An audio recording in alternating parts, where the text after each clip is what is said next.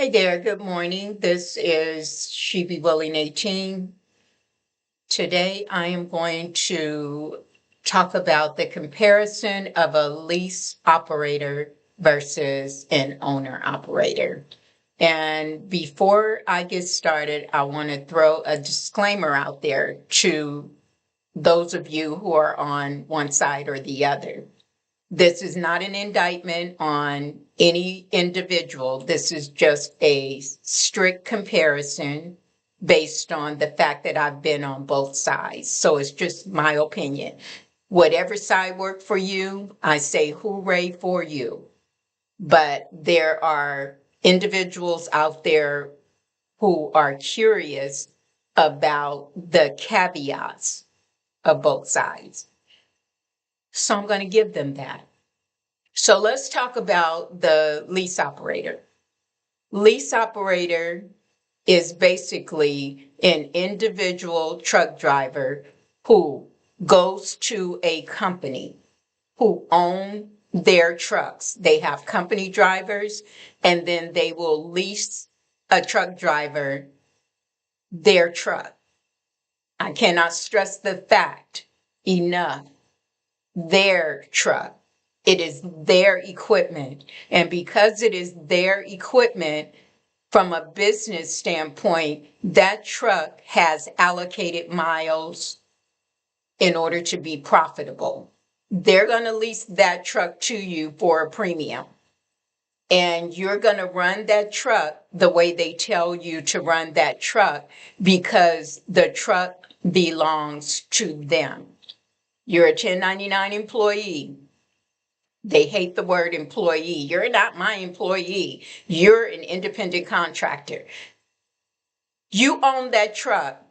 You're telling me how to run that truck, how many miles are allocated to that truck. I have no option on the load selection. If I take that option, I may or may not get another load for days, and that's going to put me in the negative. I'm an employee technically. That is why the government is mulling that over.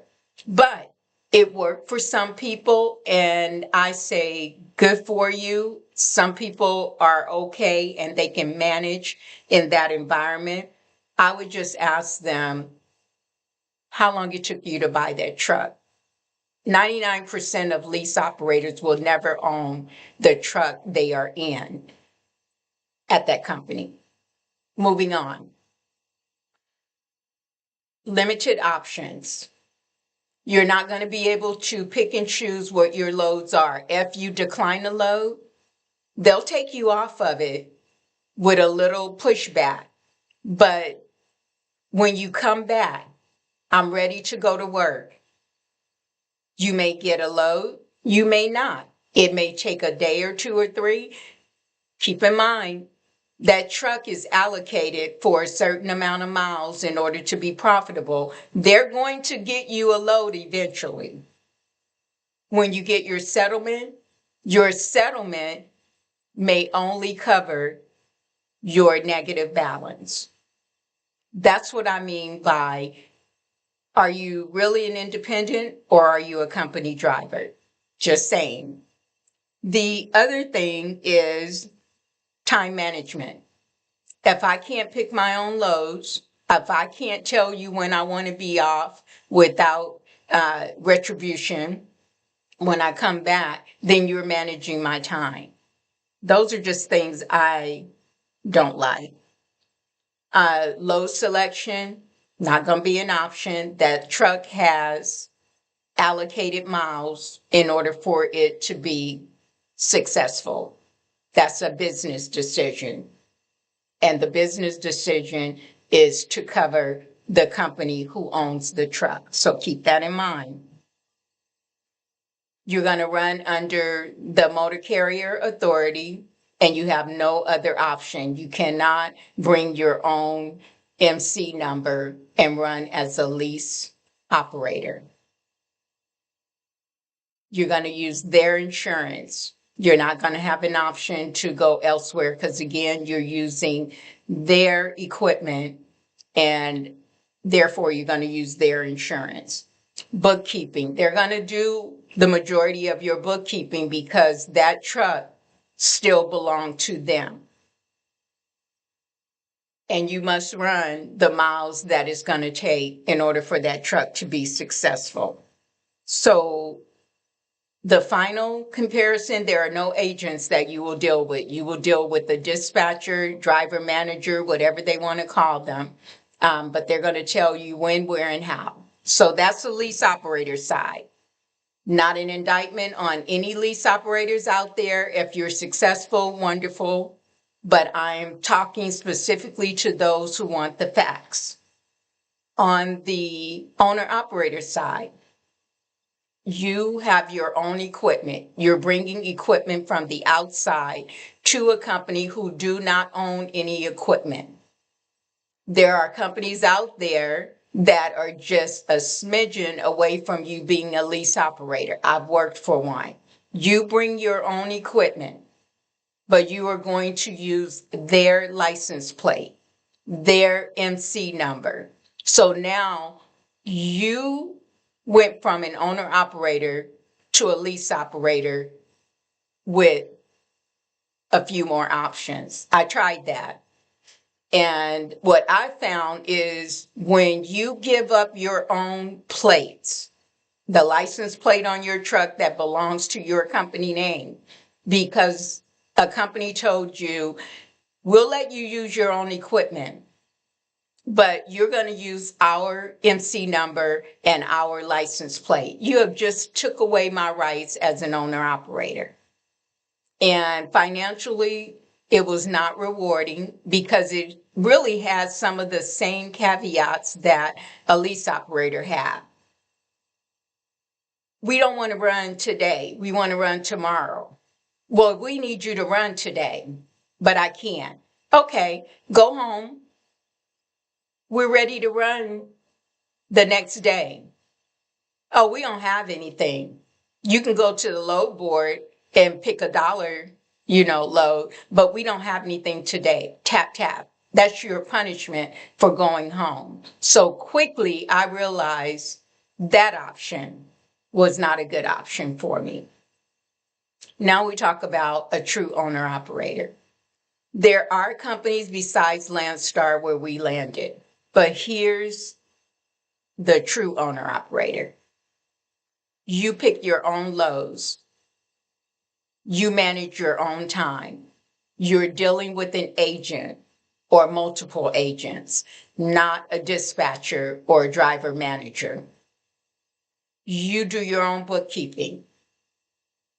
You decide when you're going to run, when you're going to be off.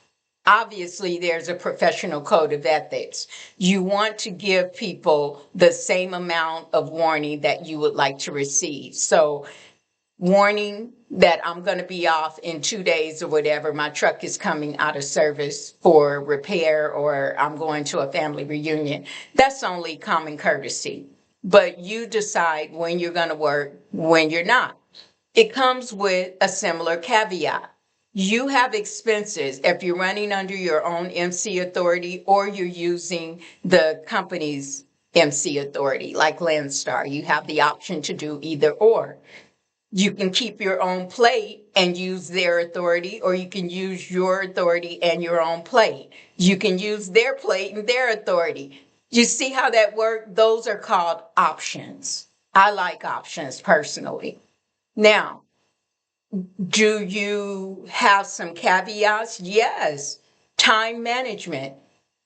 If you're not good at managing your time, you're going to have some challenges. If you're not good at bookkeeping, you're going to have some challenges being successful. If you're not someone who plan ahead, looking at the load board, understanding your personal numbers, what will it take for me to get to the profit margin that my business needs to have? You're going to have some challenges. So there is a lane for individuals who need to be coddled a little bit until they get their feet wet. But I just say do it successfully. Do it to where it doesn't put you in bankruptcy. Don't get any preconceived notions that you're ever going to own a truck without making sure that you cover all your bases should you go lease operator. Owner operator, there's caveats. I just mentioned it. So you have to decide what works best for you. Lease operator didn't work for me. The in between the owner operator and the lease operator didn't work for me. I like to manage my own time. I want to be the person who decide the fate of whether or not I'll be successful. And so I chose Landstar.